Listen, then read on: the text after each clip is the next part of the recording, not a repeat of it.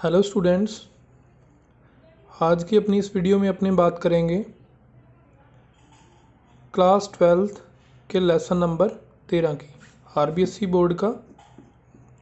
Board की class 12th का lesson number 13 है। क्या है? पशु परजीवियों का अध्ययन एवं आर्थिक महत्व। एनिमल पैरासाइट एंड की स्टडी है एक तो, और एक उसकी इकोनॉमिक इम्पोर्टेंस है। इनके बारे में अपने बात करेंगे। तो देखो, इस लेसन के जो थोड़ा बहुत आपको पहले ब्रीफ हिस्ट्री में आपको बता देता हूँ कि अपने इसके अंदर जो स्टडी करनी है वो हमने पढ़ने हैं एनिमल पैरासाइट, पशु परजीवी।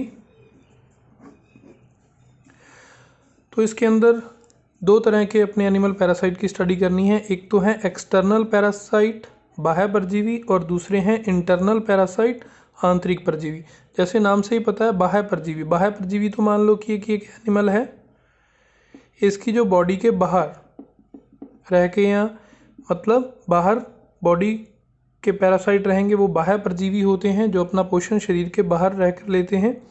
तो वो बाह्य परजीवी हैं। फॉर एग्जांपल आपको मैं बता दूं, जैसे जूं होती है अपने सिर पे, तो वो एक तरह का बाह्य परजीवी है। पिस्सू होते हैं जैसे, वो भी बाह्य परजीवी है। तो इनके अपने जो आपके सिलेबस में दिए गए हैं, दो एक्सटर्नल पैरासाइट पढ़ने हैं। तो बाह्य परजीवी आपको पता लग गया क्या होते हैं, जो शरीर से मतलब शरीर के बाहर रहकर अपना पोषण लेते हैं, वो बाह्य परजीवी हैं। कौन कौन से हैं आपके सिलेबस में? देखो, एक तो आपको फ्ली पढ़ना है, पिस्सू, और दूसरी आपको पढ़नी है जोंक, लीच। ठीक है, ये तो हो गए बाह्य परजीवी। और आंतरिक परजीवी जो आपके इस लेसन में अपने को पढ़ने, आंतरिक परजीवी वो होते हैं जो किसी भी ऑर्गेनिज्म के या किसी एनिमल की बॉडी के अंदर रहते हैं और वहाँ रहकर अपना सर्वाइव करते हैं और वहाँ से ही अपना न्यूट्रिशन लेते हैं, वो होते हैं आंतरिक परजीवी।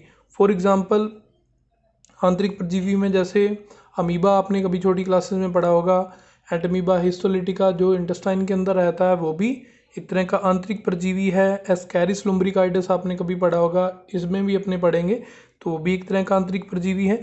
तो अपने आंतरिक परजीवी जो आपके इस लेसन में पढ़ने हैं वो है एक तो लीवर फ्लूक और दूसरा है एस्कैरिस लुम्ब्रिकाइडस हो गया और लीवर फ्लूक हो गया। तो टोटल आपको इस लेसन के अंदर जो पढ़ने को मिलेंगे पशु परजीवी एनिमल पैरासाइट कितने हैं? एक्सटर्नल पैरासाइट 2, फ्ली और लीच, और इंटरनल पैरासाइट जो है आंतरिक परजीवी वो भी 2 हैं, लीवर फ्लूक और एस्कैरिस। तो टोटल कितने हो गए? तो टोटल अपने को 4 एनिमल पैरासाइट की स्टडी करनी है, 2 एक्सटर्नल हैं और 2 इंटरनल हैं। तो चलिए टॉपिक अपने स्टार्ट करते हैं। एक्सटर्नल पैरासाइट, फ्ली, पिस्सू के बारे में। तो सबसे पहला जो आपने, जैसे पहले अपने हनी बी की जो एपीकल्चर की मैंने वीडियो बनाई थी, उसमें आपने देखा होगा कि जैसे ही हम किसी भी एनिमल का या किसी भी इंसेक्ट की स्टडी स्टार्ट करते हैं तो सबसे पहले हम उनका क्या देखते हैं? क्लासिफिकेशन, वर्गीकरण देखा जाता है। तो वर्गीकरण में देखिए, सबसे पहले फाइलम है, संघ जो है फाइलम आर्थ्रोपोडा, क्लास उसकी इंसेक्टा। और ये आप कि आर्थ्रोपोडा में क्यों रखते हैं, इंसेक्टा में क्यों रखते हैं, ये मैंने जो हनी बी एपीकल्चर के ऊपर जो वीडियो बनाई थी वो आप इसी चैनल में जाके देख सकते हो। एपीकल्चर की जो वीडियो थी उसके अंदर मैंने क्लासिफिकेशन को आगे एक्सप्लेन किया था कि आर्थ्रोपोडा में क्यों रखा जाता है, इंसेक्टा में क्यों रखते हैं, तो वहाँ से देख लेना। ऑर्डर है इसका साइफेनोपटेरा, जीनस है इसका पुलेक्स, और जाति है इरिटेंस। ये दोनों को अंडरलाइन आपने करना है, पुलेक्स को और इरिटेंस। वंश और जाति को अंडरलाइन करना है। यहाँ पे देखिए, जो मैंने आपको बताया था कि वंश और जाति के बारे में कैरोलस लीनियस ने जो हमें बताया था, उसके अकॉर्डिंग पी बड़ा है, आई छोटा है, इसका पहला लेटर बड़ा, इसका छोटा। तो ये पुलेक्स इरिटेंस, ये उसका होगा वैज्ञानिक नाम। अगर आपको 1 नंबर का क्वेश्चन आता है कि पिस्सू का वैज्ञानिक नाम लिखिए, तो आप लिखोगे पुलेक्स इरिटेंस। हिंदी वाले हिंदी में लिख देना, इंग्लिश वाले इंग्लिश में। पुलेक्स इरिटेंस उसका वैज्ञानिक नाम है। पुलेक्स उसका वंश होता है, जीनस, और इरिटेंस उसकी होती है जाति, स्पीसीज होती है।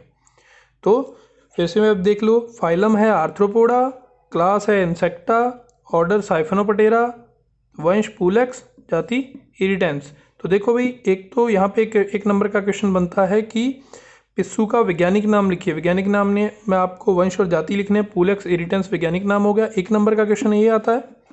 1 नंबर का क्वेश्चन आता है कि ये किस गण से संबंधित है, तो गण इसका है साइफेनोपटेरा। तो नेक्स्ट अपने बात करते हैं सेकंड टॉपिक के बारे में लक्षण है इसके, जो अपने बाहर इसके लक्षण देखते हैं, या इसका हैबिट एंड हैबिटेट मतलब कहाँ रहता है, क्या खाता है, तो उसके बारे में अपने बात कर लेते हैं। तो ये सारे के सारे उसके सिम्टम या बाहर एक्सटर्नल फीचर आ जाएंगे पिस्सू के बारे में। तो देखिए जो मेन है, देखो फर्स्ट जो है यह पक्षियों व स्तनधारियों का भूरे रंग का बाह्य परजीवी है। तो इसका कलर कैसा होता है, ब्राउन कलर का है,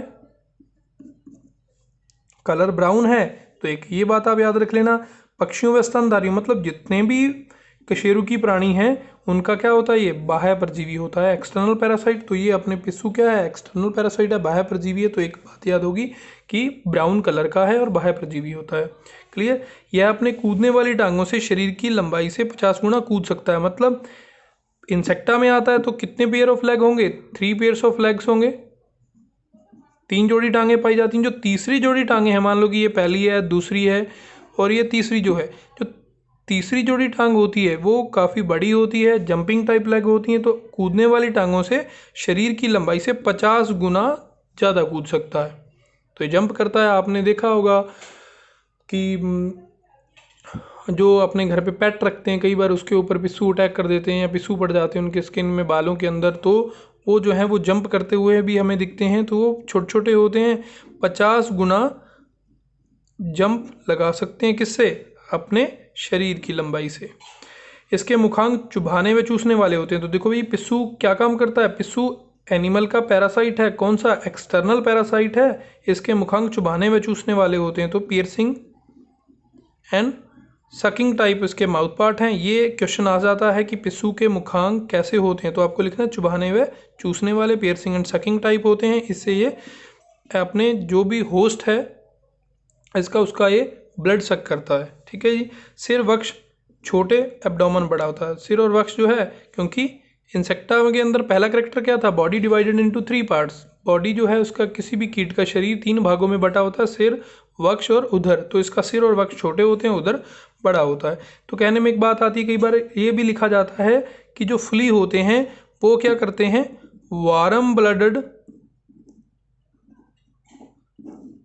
गर्म खून वाले जो हैं कशेरुकी प्राणी हैं उनका खून पीते हैं या ब्लड सक करते हैं। तो वार्म ब्लडेड कौन से होते हैं, देखिए 2 तरह के एनिमल की अपने बात करते हैं, वार्म और एक होते हैं कोल्ड।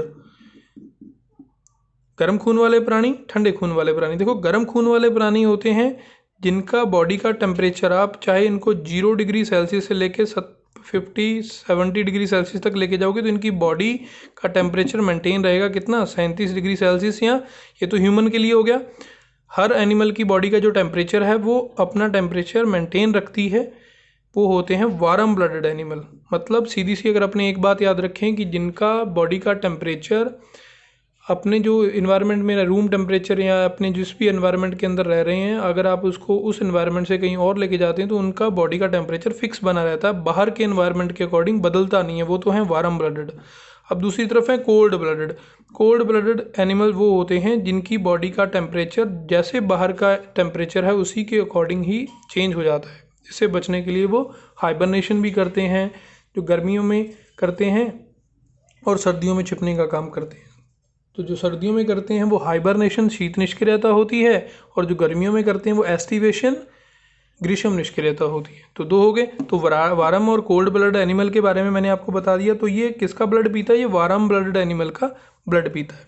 तो नेक्स्ट अपने चलते हैं इनके बारे में, देखते हैं। तीसरा टॉपिक है इसका लाइफ साइकिल की, इसका जीवन चक्र कैसा होता है। तो जीवन चक्र की अगर अपने बात करें तो पहला यहाँ पे मैंने लिखा हुआ है पूर्ण कायांतरण। देखो पूर्ण कायांतरण का मैंने वो एपीकल्चर के अंदर भी मैंने आपको बताया था कि पूर्ण कायांतरण क्या होता है। पूर्ण कायांतरण होता है कि जिस इंसेक्ट के लाइफ साइकिल में, जीवन चक्र में 4 अवस्थाएं होती हैं, अंडा, लार्वा, प्यूपा और एडल्ट। एग, लार्वा, प्यूपा और एडल्ट, अंडा, लार्वा, प्यूपा, वयस्क। तो इनका जो लाइफ साइकिल होता है, चाहे तो ऐसे बनाइए कि मान लो ये वयस्क है,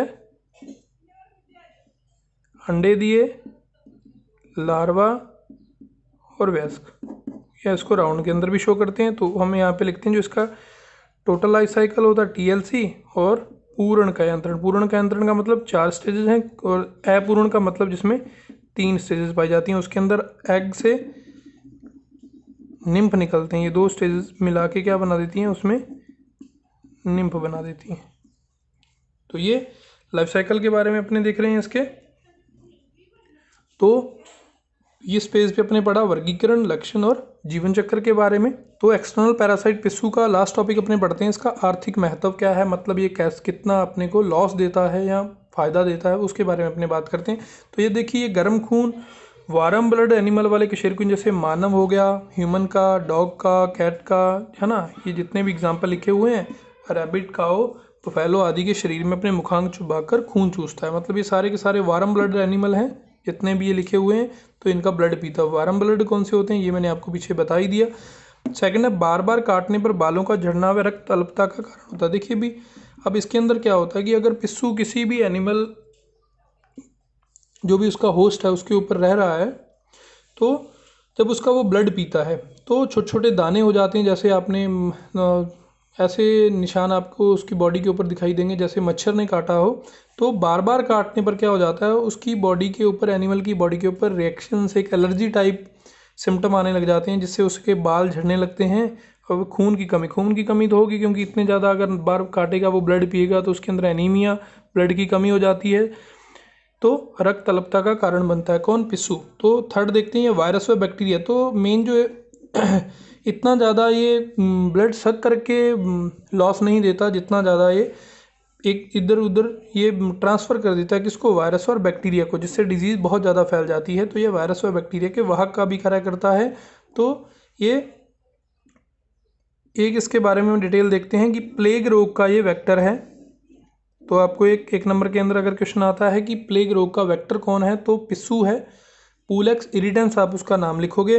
तो इसमें लिखा हुआ 1343 1343 और 1353 ईस्वी में क्या हुआ, यूरोप की 1/3 आबादी प्लेग रोग के कारण कम हो गई, मतलब डेथ हो गई थी 1/3। तो यूरोप का जो 1/3 पार्ट है वो उसकी चपेट में आ गया था प्लेग रोग की। किसके द्वारा फैलता है? ये पिस्सू के द्वारा फैला था। तो ये एक एक्सटर्नल पैरासाइट की अपनी स्टडी कंप्लीट कर ली। इसके बाद अपने देखेंगे लीच के बारे में, जोंक के बारे में अपने स्टडी करेंगे, वही उसके भी क्लासिफिकेशन देखेंगे, उसके बाह्य लक्षण देखेंगे, हैबिट एंड हैबिटेट देखेंगे और उसका आर्थिक महत्व पढ़ेंगे। तो हमने चारों के ये 3 टॉपिक ही पढ़ने हैं और उसका जीवन चक्र पढ़ना है। तो उसके साथ ही हम नेक्स्ट वीडियो में अपने पढ़ेंगे लीच, जोंक, जिसको कहते हैं हिरुडिनेरिया कैनुलोसा। Thank you.